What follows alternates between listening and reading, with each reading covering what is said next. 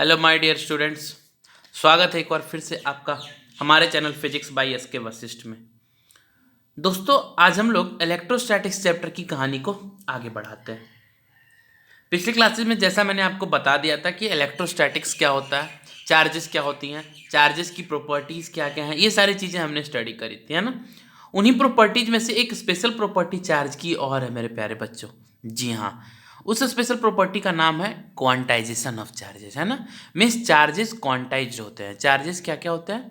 Quantized होते हैं। Yes, and that is called quantization of charge. ये प्रॉपर्टी ये बतलाती है कि जो नेट चार्ज होता है किसी सिस्टम का, किसी सिस्टम की जो टोटल चार्ज की वैल्यू होती है, वो स्मॉलेस्ट पॉसिबल चार्ज का इंटीग्रल मल्टीपल होता है। वो क्या होता है? स्मॉलेस्ट पॉसिबल चार्ज का इंटीग्रल मल्टीपल।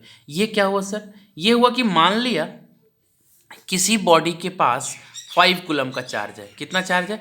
5 कूलम का। तो ये जो 5 कूलम चार्ज होगा, ये स्मॉलेस्ट पॉसिबल चार्ज के पैकेट्स में होगा, है ना। मतलब जो स्मॉलेस्ट पॉसिबल चार्ज की वैल्यू है, उन्हीं के पैकेट्स में चार्जेज होंगे। कहने का मतलब कि जैसे मान लिया आपके पास 1-1 रुपए के सिक्के हैं, आपके पास 1-1 रुपए के ढेर सारे सिक्के हैं, है ना। तो अगर अब आप उन सिक्कों का कलेक्शन करते हो, ध्यान दीजिए, उन सिक्कों का अगर आप कलेक्शन करते हो तो टोटल अमाउंट आपके पास कितना था? 5000। कितना था? 5000। अब इस सिक्कों में, इस कलेक्शन में से अगर किसी को आप मान लिया पूरा एक बंच उठा के, एक मुट्ठी, मुट्ठी बोलते समझते ना, हाँ, एक मुट्ठी उठा के किसी को दे देते हो, है ना। तो अगर आपने एक लंप उठा के किसी को वो पैसा दिया है, तो उसके पास जितने भी रुपए जाए, मान लिया आपने एक बार में उठा के दिया और उसके पास 70 रुपीज़ पहुँचती है। कितनी पहुँचती है? 70 रुपीज़।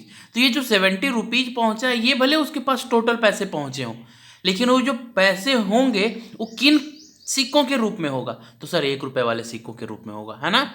मतलब ये 1-1 रुपए वाले 70 सिक्कों ने मिलकर कितना बनाया? 70 रुपए बनाया, है ना। तो ये कह सकते हो कि जो टोटल पैसा उसके पास है, वो इंटीग्रल मल्टीपल है किसका?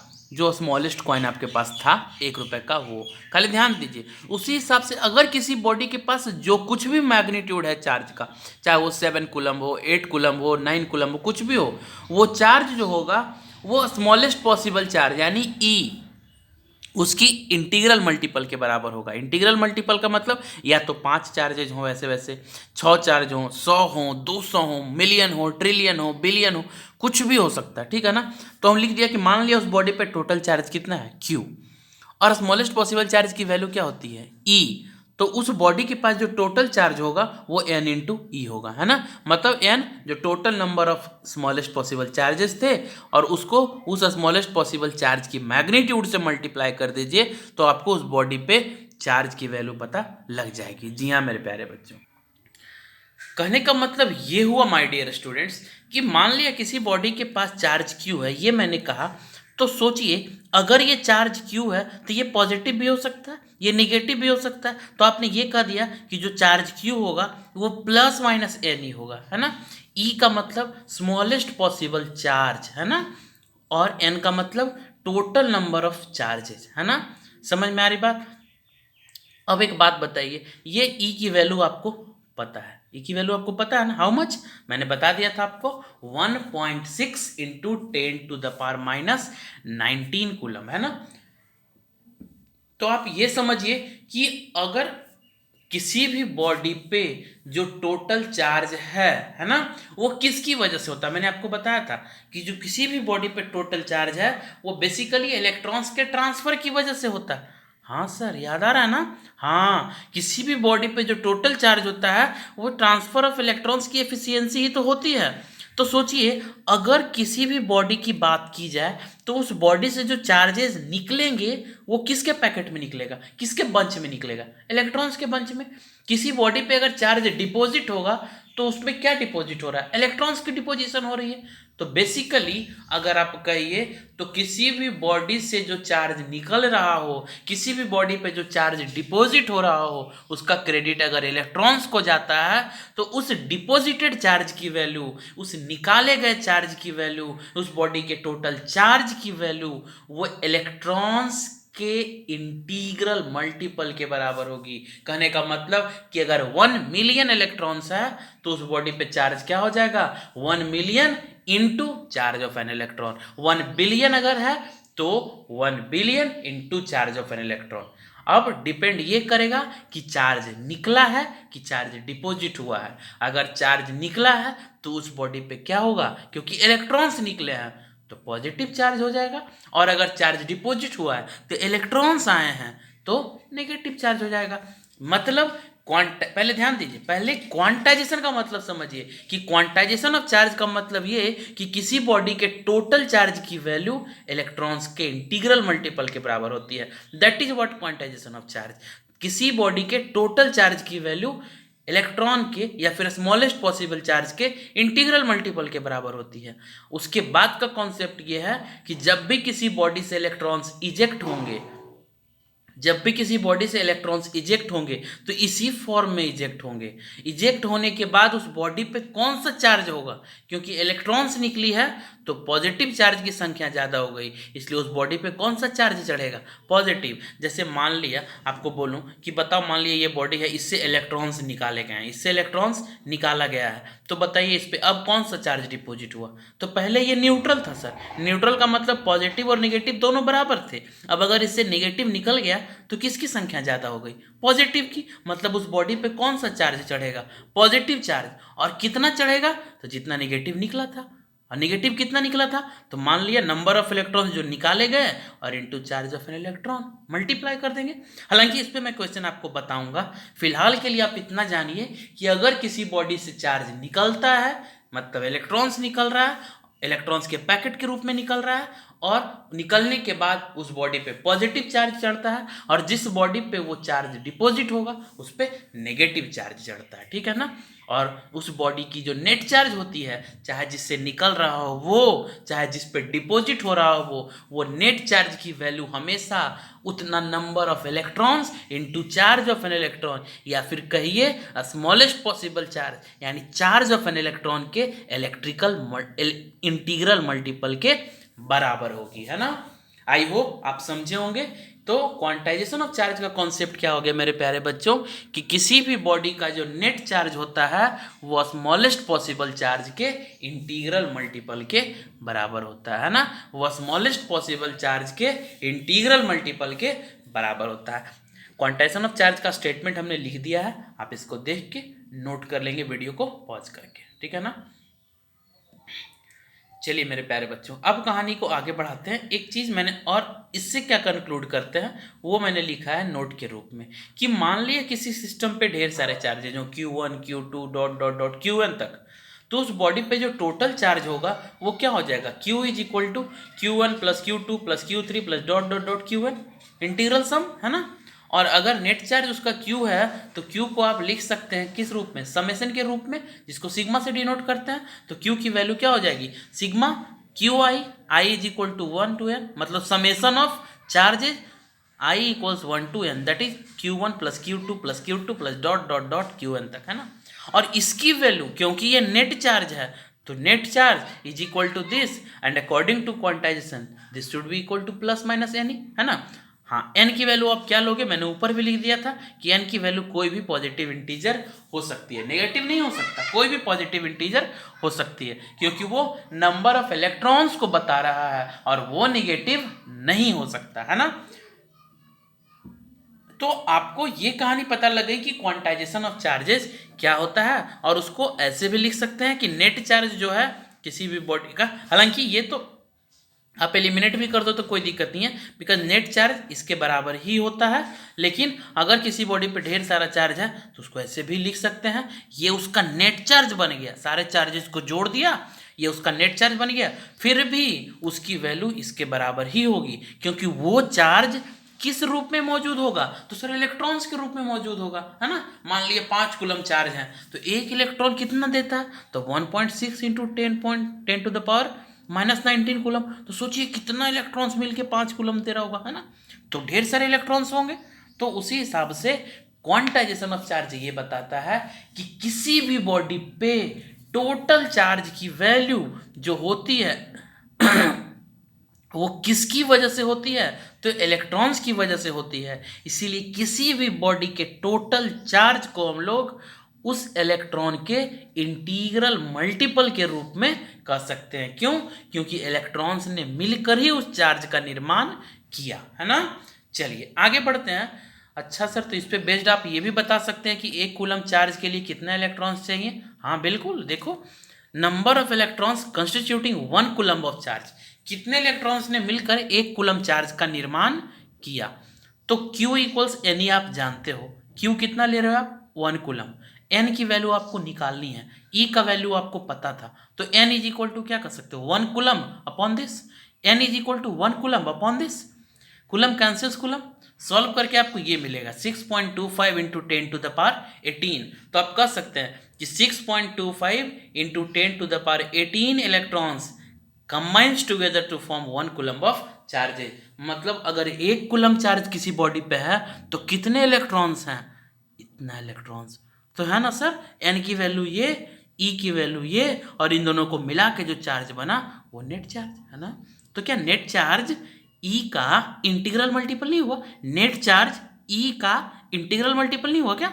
बिल्कुल हुआ sir, and that is what quantization of charge, है ना। तो इस पे बेस्ड कुछ न्यूमेरिकल्स मैं बनाऊंगा आपको, तो कॉन्सेप्ट आपका और क्लियर होगा।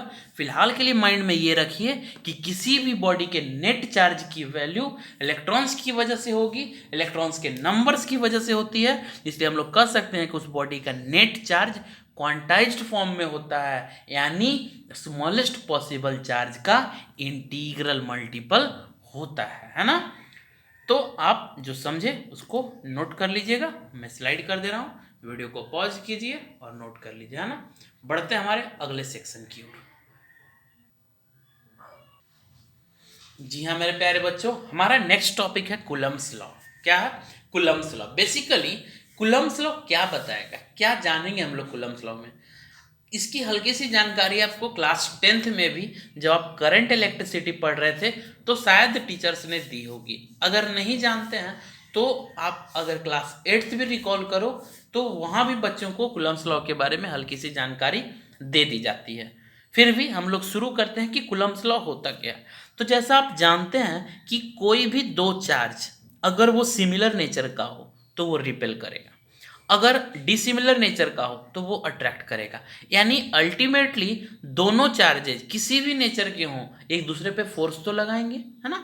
तो जो कूलम्स लॉ है वो हमको ये बताएगा कि उस फोर्स की वैल्यू क्या होगी, उस फोर्स का डायरेक्शन क्या होगा, वो फोर्स का मैग्नीट्यूड किन किन पैरामीटर्स पे डिपेंड करता है ना।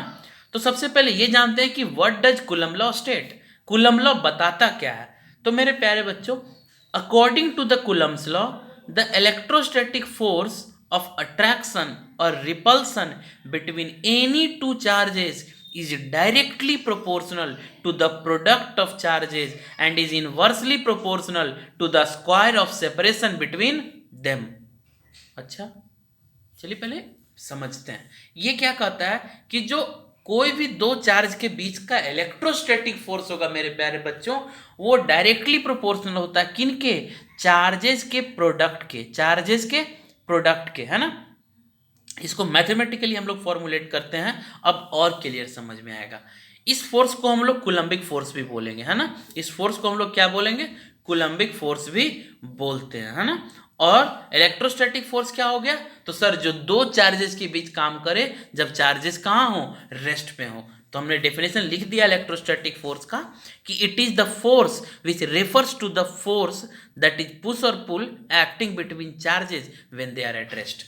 ध्यान दीजिए, इलेक्ट्रोस्टैटिक फोर्स का मतलब वो फोर्स जो चार्जेस के बीच तब काम करे जब वो रेस्ट में हो, जब वो स्टेशनरी हो, ठीक है ना। उसी फोर्स की जानकारी ये दी गई है कि वो जो फोर्स होता है वो कैसा होता है। ध्यान दीजिएगा, मैथमेटिकल फॉर्मुलेशन से आपका कॉन्सेप्ट और क्लियर होगा। क्या लिखा मैंने कि let us consider two charges Q1 और Q2, दो चार्ज हम लोग कंसीडर करते हैं Q1 और Q2, उसको किस सेपरेशन पे रखा? R सेपरेशन पे। चलिए अब समझते हैं। तो मान लिया हमारे पास दो चार्जेस Q1 और Q2, इसको हमने R सेपरेशन पे रखा मेरे प्यारे बच्चों। कितने सेपरेशन पे? R सेपरेशन पे। तो क्या ये दोनों चार्जेस एक दूसरे को अट्रैक्ट कर सकते हैं? सर नेचर तो बताओ। रिपेल कर सकते हैं सर, नेचर तो बताओ। ठीक है, लेकिन या अट्रैक्शन हो या फिर रिपल्सन हो, फोर्स तो लगा रहा है ना। हाँ सर, फोर्स तो लग रहा है, तो उस फोर्स की मैग्नीट्यूड का क्या है ना। तो कूलम्ब्स लॉ ये बतलाता है कि उस फोर्स की जो मैग्नीट्यूड होगी, देखो मैग्नीट्यूड वेक्टर एफ का मॉड मतलब मैग्नीट्यूड ऑफ फोर्स, वो मैग्नीट्यूड चार्जेस के प्रोडक्ट के डायरेक्टली प्रोपोर्शनल होगी। डायरेक्टली प्रोपोर्शनल का मतलब ये कि अगर चार्जेस का प्रोडक्ट बढ़ेगा तो फोर्स की वैल्यू भी बढ़ेगी। मतलब ग्रेटर द चार्ज, मतलब जितना ज़्यादा चार्ज होगा, जितना बड़ा चार्ज होगा, फोर्स की वैल्यू उतनी ज़्यादा होगी। और क्या कहता है कि उस फोर्स की मैग्नीट्यूड इनवर्सली प्रोपोर्शनल होती है स्क्वायर ऑफ द सेपरेशन के। तो उनके बीच का सेपरेशन कितना, आर, तो उसका स्क्वायर कितना, आर स्क्वायर। तो इनवर्सली प्रोपोर्शनल का सिंबल लगा दिया, है ना। अब क्या किया कि अगर दोनों को कंबाइन करो तो आपको ये लिखेगा कि जो मैग्नीट्यूड है वो प्रोपोर्शनल होगा Q1 one into q two by are square के, प्रोपोर्शनल होगा Q1 one into q two by are square के। आप प्रोपोर्शनलिटी का साइन हटाओगे तो आप क्या लाओगे, एक कांस्टेंट लाते हैं, है ना। तो हमने प्रोपोर्शनलिटी का साइन हटाया तो एक कांस्टेंट पाया, कौन, वेक्टर एफ का mod is equal to k, it is the constant Q1 one into q two upon r square, k Q1 one into q two upon r square, जहाँ पे Q1 Q2 क्या थे, charges, और are क्या था, separation between them. Are क्या था, separation between them, है ना। जहाँ के जो है सो 1/4 पाई एप्सिलॉन नॉट के बराबर है। इसको इलेक्ट्रोस्टैटिक कांस्टेंट बोलते हैं। क्या बोलते हैं, इलेक्ट्रोस्टैटिक कांस्टेंट। क्यों बोला, क्योंकि इलेक्ट्रोस्टैटिक फोर्स के केस में आया, इसलिए सिंपल है ना। ये एक इलेक्ट्रोस्टैटिक कांस्टेंट है, इसकी वैल्यू होगी 9 × 10⁹ Newton metre square per coulomb square. इसकी वैल्यू कितनी हो जाएगी, 9 × 10⁹ Newton metre square per coulomb square. अब अगर के बराबर ये है तो हम लोग एफ के एक्सप्रेशन को ऐसे भी लिख सकते हैं, F is equal to 1/4 pi epsilon naught Q1 into q two upon r square, Q1 into q two upon r square, है ना। तो जो फोर्स का एक्सप्रेशन था मेरे प्यारे बच्चों, वो कहानी कुछ ऐसी हुई जहां पे कांस्टेंट आया और इसको हमने क्या कह दिया, इलेक्ट्रोस्टैटिक कांस्टेंट। क्या बोल दिया, इलेक्ट्रोस्टैटिक कांस्टेंट, है ना। और इसकी वैल्यू मैंने आपके स्क्रीन पे दे रखी है ना, आप इसको नोट कर लेंगे। मतलब कूलम्ब्स लॉ से आपको ये पता लगा कि अगर दो चार्जेज हैं Q1 into q to, sorry Q1 और Q2, तो उन दोनों चार्जेस के बीच का जो इलेक्ट्रोस्टैटिक फोर्स होगा वो कितनी मैग्नीट्यूड कंटेन करेगा, तो k Q1 one into q two upon r square, जहां पे के की वैल्यू आपको इतनी लेनी है और उसको हम लोग क्या बोलेंगे, इलेक्ट्रोस्टैटिक कांस्टेंट। क्या बोलेंगे, इलेक्ट्रोस्टैटिक कांस्टेंट, और उसकी वैल्यू होगी 9 × 10⁹ Newton metre square per coulomb square, है ना।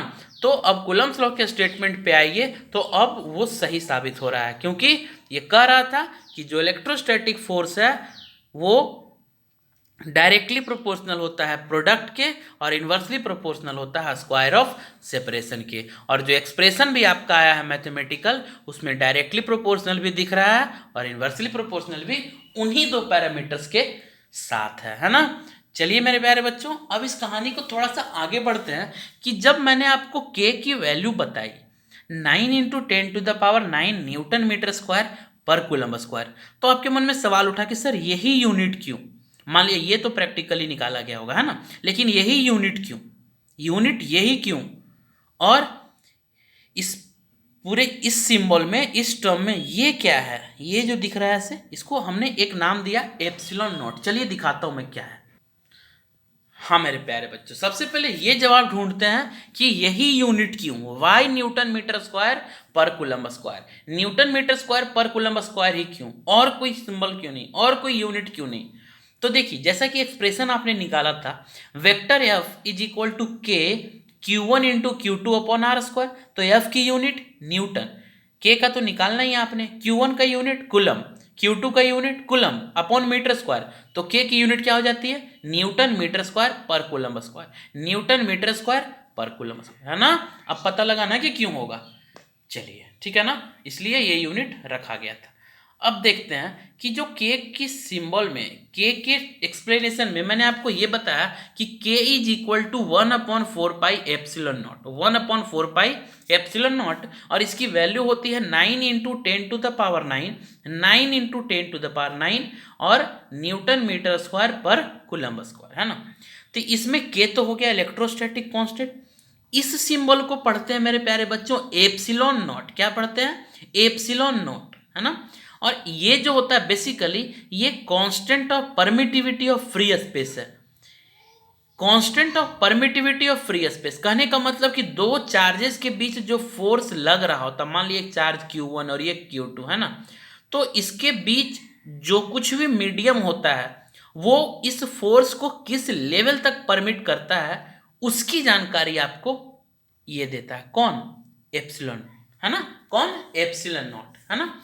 तो एप्सिलॉन नॉट परमिटिविटी को बता रहा है, और परमिटिविटी का मतलब मैंने बताया कि the ability to permit the electrostatic forces, electrostatic forces को जो हालांकि इसको हम लोग दूसरे रूप में और डिटेल्ड में समझेंगे आगे। फिलहाल आप इतना जानिए कि ये परमिटिविटी जो है सो एबिलिटी टू परमिट है ना। क्या है? Ability to permit. तो ये परमिट किस लेवल तक करता है इसकी जानकारी आपको देता है कौन? परमिटिविटी। तो आप ये समझिए कि बेसिकली सर ये मीडियम को ही बतला रहा है। क्या बतला रहा है? मीडियम को ही बतला रहा है ना। ये दो चार्जेस के बीच का मीडियम क्या है, यानी इट डिफाइंस द मीडियम, है ना। तो फ्री स्पेस, फ्री स्पेस का मतलब वैक्यूम, है ना। फ्री स्पेस का मतलब वैक्यूम। तो ये जो परमिटिविटी है ये वैक्यूम की है। सर इसका मतलब कोई अगर दूसरा मीडियम है तो उसकी भी परमिटिविटी होती है कि? जी हाँ, बिल्कुल होती है। वो भी हम लोग सीखेंगे, मैं बताता हूँ आपको आगे, है ना। फिलहाल ये जानिए ये परमिटिविटी ऑफ स्पेस है जो कि फ्री स्पेस के लिए है, ये मीडियम को डिफाइन करेगा, है ना। और फ्री स्पेस की परमिटिविटी की बात की जाए माय डियर स्टूडेंट्स तो उसकी वैल्यू होती है 8.854 into 10⁻⁻12 coulomb square per newton metre square. 8.854 into 10⁻⁻12 coulomb square per newton metre square, ये होती है परमिटिविटी ऑफ फ्री स्पेस की value, that is epsilon naught की वैल्यू, एप्सिलॉन नॉट की वैल्यू, है ना। यानी आपको जो इलेक्ट्रोस्टैटिक कांस्टेंट था उसकी वैल्यू क्या थी? 9 into 10⁻9 Newton metre square per coulomb square, और परमिटिविटी ऑफ फ्री स्पेस जो थी उसकी वैल्यू थी 8.854 into 10⁻⁻12 coulomb square per newton metre square, है ना। अब अगर डायमेंशनल फॉर्मूला की बात की जाए मेरे प्यारे बच्चों तो जो इलेक्ट्रोस्टैटिक कांस्टेंट है उसका भी डायमेंशनल फॉर्मूला आप यूनिट के सहारे निकाल सकते हो, है ना। और जो एप्सिलॉन नॉट का डायमेंशन है वो भी आप निकाल सकते हैं। तो देखिए के की बात की जाए तो इसका यूनिट था newton metre square per coulomb square, that is newton metre square by coulomb square, newton metre square by coulomb square.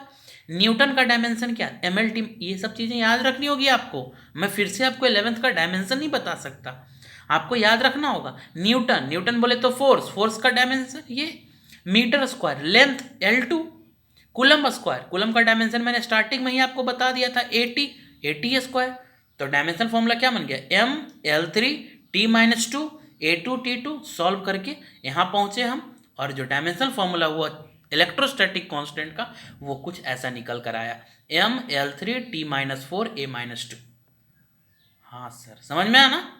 चलिए अब अगर एप्सिलॉन नॉट के डायमेंशन की बात की जाए माय डियर स्टूडेंट्स तो देखिए ध्यान से, k is equal to 1/4 epsilon naught, k is equal to 1/4 epsilon naught. तो epsilon naught is the reciprocal of k, दिख रहा है ना। अगर 4 को हटा दीजिए तो ये नंबर है। डायमेंशंस के मामले में एप्सिलॉन नॉट डायरेक्ट आपको k का रेसिप्रोकल दिख रहा है, क्योंकि 1/4 का तो डायमेंशन होने से रहा, नंबर है ना। तो एप्सिलॉन नॉट को डायरेक्ट इसका रेसिप्रोकल कर दो, और जब आप रेसिप्रोकल करेंगे तो it becomes m-1 L-3 T4 A2, that is the dimensional formula for epsilon not, and this one is the dimensional formula for k, this one is the dimensional formula for k। Is that clear? ये कहानी हुई हम लोग के dimensional formulas की।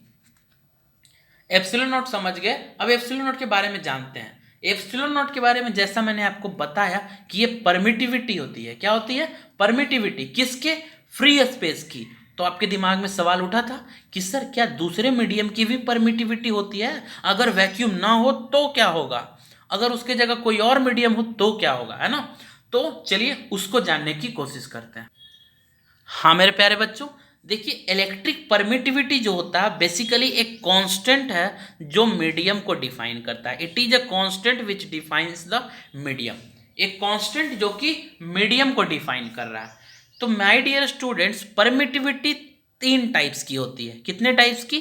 तीन types की। एक फ्री स्पेस की, जिसको हमने कहा परमिटिविटी ऑफ फ्री स्पेस। एक किसी पर्टिकुलर मीडियम की परमिटिविटी, जिसको मैंने कहा परमिटिविटी ऑफ मीडियम। और एक होती है रिलेटिव परमिटिविटी। रिलेटिव परमिटिविटी मतलब उस मीडियम की permittivity with respect to what? Free space. उस मीडियम की permittivity with respect to free space, है ना? तो मेरे प्यारे बच्चों, जो फ्री स्पेस की परमिटिविटी होती है उसको हम लोग एप्सिलॉन नॉट से डिनोट करते हैं। फ्री स्पेस की परमिटिविटी को हम लोग एप्सिलॉन नॉट से डिनोट करते हैं, है ना? किसी मीडियम की परमिटिविटी को हम लोग डायरेक्ट एप्सिलॉन से डिनोट करते हैं, एप्सिलॉन, है ना? सिंबल मैं फिर से लिख दे रहा हूँ इस टर्म को, एप्सिलॉन नॉट, है ना? ये हो गया। ऐसे ये सिर्फ एप्सिलॉन होगा, ये एप्सिलॉन नॉट होगा, और ये जो रिलेटिव परमिटिविटी होती है उसको एप्सिलॉन आर से डिनोट करते हैं। किस चीज से? एप्सिलॉन आर, है ना? और जो इन तीनों के बीच का रिलेशन होता है मेरे प्यारे बच्चों, ये कुछ ऐसा होता है। Epsilon r is equal to epsilon by epsilon naught. Epsilon r is equal to epsilon by epsilon naught, है ना? ये होता है रिलेटिव परमिटिविटी का formula. Epsilon r by epsilon r is equal to epsilon by epsilon naught. This is the relative permittivity. तो जो किसी medium की परमिटिविटी हो जाएगी वो इन दोनों का प्रोडक्ट हो जाएगा। तो वो सिंपल एक्सप्रेशन यहाँ है कि epsilon is equal to epsilon naught into epsilon r. Epsilon naught into epsilon r, है ना? Is that clear? तो सोचिए अगर कोई डिफरेंट मीडियम के लिए फ्री स्पेस के अलावा कोई अलग मीडियम हो, उसके लिए फोर्स का एक्सप्रेशन लिखेंगे तो क्या हो जाएगा? 1/4 पाई एप्सिलॉन उस मीडियम की permittivity into Q1 into Q2 upon r square, है ना? और इस एप्सिलॉन को आप रिप्लेस कर दो इससे, तो फोर्स क्या हो जाता है? F is equal to 1/4 pi epsilon naught into epsilon r into Q1 into Q2 upon r square. देखिए कंफ्यूज नहीं हुई मेरे प्यारे बच्चों, है ना? या फिर कंफ्यूजन की कोई जगह ही नहीं बचती। सिंपल आपको एक ही एक्सप्रेशन दिखा कूलम्स लॉ से कि 1/4 pi epsilon naught into Q1 into Q2 by are square is the force. यही है फोर्स, है ना? और आपको ये बताया मैंने कि ये मीडियम को डिफाइन करता है। ये किसको डिफाइन करता है? मीडियम को डिफाइन करता है। यानी अगर फ्री स्पेस है तब एप्सिलॉन नॉट लेंगे, फ्री स्पेस के अलावा कोई मीडियम है तो उसकी परमिटिविटी ले लेंगे, जिसको एप्सिलॉन से डिनोट किया मैंने। अब मैंने ये बताया कि एप्सिलॉन की वैल्यू क्या होती है, तो epsilon naught into epsilon r. समझ रहे बात को? और कुछ भी नहीं किया भाई, है ना? सिंपल है ना? तो आपको एक ही चीज याद रखना है कि कूलम्स लॉ क्या होता है, ये कॉन्सेप्ट हो, और कूलम्बिक फोर्स की वैल्यू क्या होती है ये आपको पता होना चाहिए, और बाकी ये सारे कांस्टेंट्स गिवन होंगे, है ना? इसका जो प्रूफ है ये हम लोग आगे पढ़ेंगे और मैं आपको बताऊंगा, ठीक है ना?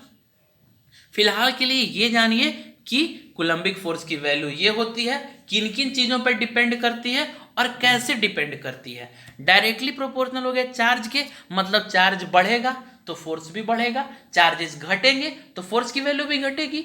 इन्वर्सली प्रोपोर्शनल हो गया सेपरेशन के, मतलब चार्जेस जितने दूर होंगे फोर्स उतना वीक होगा, चार्जेस जितने पास होंगे फोर्स उतने ही खास होंगे। समझ रहे बात को? मतलब ज़्यादा होंगे, है ना? तो ये कहानी हुई कूलम्स लॉ की, और ये आपने तीन टाइप्स की परमिटिविटी का अध्ययन कर लिया, है ना? रिलेटिव परमिटिविटी, फ्री स्पेस की परमिटिविटी, और किसी मीडियम की पर्टिकुलर परमिटिविटी, है ना? इसका यूज करते हुए हम लोग एक दो न्यूमेरिकल्स करेंगे तो और मजा आएगा और कॉन्सेप्ट क्रिस्टल क्लियर हो जाएगा, है ना? अब सवाल ये आता है कि सर आप तो जानते हैं या फिर हम लोग भी जानते हैं कि फोर्स कैसी क्वांटिटी? Vector quantity. तो अब तक आपने सिर्फ फोर्स का मैग्नीट्यूड बताया, आप ये बता दो कि फोर्स का डायरेक्शन क्या होगा, फोर्स का डायरेक्शन क्या होगा। तो याद रखिएगा माय डियर स्टूडेंट्स कि जो इलेक्ट्रोस्टैटिक फोर्स होती है वो हमेशा कहाँ काम करती है? Along the line joining the forces, है ना, line joining the charges, sorry, it always acts along the line joining the charges. ये सिर्फ उसी लाइन के अलोंग काम करती है जो लाइन दोनों चार्ज को ज्वाइन कर रहा हो। जैसे मान लिया दो चार्ज हमने लिया था Q1 Q2, तो इन दोनों के बीच का जो फोर्स होता है वो क्या होता है? मान लिया F है तो दो फोर्स काम कर रहा है। दो कैसे सर? एक वो जो Q1 ने Q2 पे लगाया और फिर वही फोर्स Q2 ने Q1 पे लगाया, तो एक फोर्स हुआ F acting on 1 due to 2 और एक फोर्स हुआ F acting on 2 due to 1, है ना। तीन दोनों फोर्स का डायरेक्शन क्या होता है? अपोजिट होगा एक दूसरे के, है ना। एक 2 को अपनी ओर खींच रहा होगा या पुश कर रहा होगा, एक 1 को अपनी ओर खींच रहा होगा या फिर पुश कर रहा होगा, है ना। तो दोनों का डायरेक्शन जो भी हो, एक दूसरे के अपोजिट हो, एक दूसरे के अलोंग हो, जो कुछ भी हो वो नहीं, लेकिन जो फोर्स की वैल्यू होगी वो हमेशा इसी लाइन पे होगी, है ना। जो फोर्स का डायरेक्शन होगा वो हमेशा इसी लाइन पे होगा। इसीलिए मैंने आपको बताया कि जो फोर्स होता है वो हमेशा along the line joining the charges काम करता है ना मेरे प्यारे बच्चों। तो इसको अगर वेक्टर फॉर्म में हम लोग लिखें तो लिखेंगे vector F is equal to 1/4πε0 Q1 into Q2 by are square. और अगर मैग्नीट्यूड हटा के वेक्टर बनाए तो हम लोग उसी डायरेक्शन में एक यूनिट वेक्टर कंसीडर करते हैं। किस डायरेक्शन में? जिस डायरेक्शन में आर होता है, मतलब बॉडीज के बीच के सेपरेशन वाले डायरेक्शन में, है ना।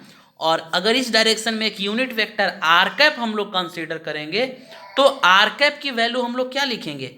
आर कैप की वैल्यू हम लोग लिखेंगे vector R by mod of R. Unit vector का formula vector R by mod of R, है ना। और vector R by mod of R करने से ये क्या बन जाता है? आर क्यूब बन जाएगा। क्या बन जाएगा? R cube. तो जो वेक्टर फॉर्म हो गया फोर्स का वो हो गया vector F is equal to 1/4πε0 Q1 into Q2 by mod of R का cube into vector R. This is the vector form of electrostatic force, है ना। आई थिंक यहां तक आप लोग समझे होंगे। ये कुलम्स लॉ तक का कॉन्सेप्ट है माय डियर स्टूडेंट्स। इस पे हम लोग ढेर सारे न्यूमेरिकल्स की प्रैक्टिस करेंगे, है ना। कुछ न्यूमेरिकल्स मैं आपको अगले लेक्चर में बताऊंगा और कुछ न्यूमेरिकल्स आपको बनाने के लिए होमवर्क में दूंगा, जिसका सॉल्यूशन आपको मुझे कमेंट सेक्शन में और इस व्हाट्सएप नंबर पे ग्रुप में जुड़ जाइए, है ना। और इस ग्रुप में भी आप शेयर कर सकते हैं, है ना। जहाँ पे कोई भी डाउट्स हो तो मैं क्लियर करूँगा। इस नंबर पे आप हाई लिखकर मैसेज कर दो, मैं आपको लिंक शेयर कर दूंगा। आप व्हाट्सएप ग्रुप में जुड़ जाइए और कोई भी क्वेरी आप वहाँ पे सॉल्व कर सकते हैं, ठीक है ना।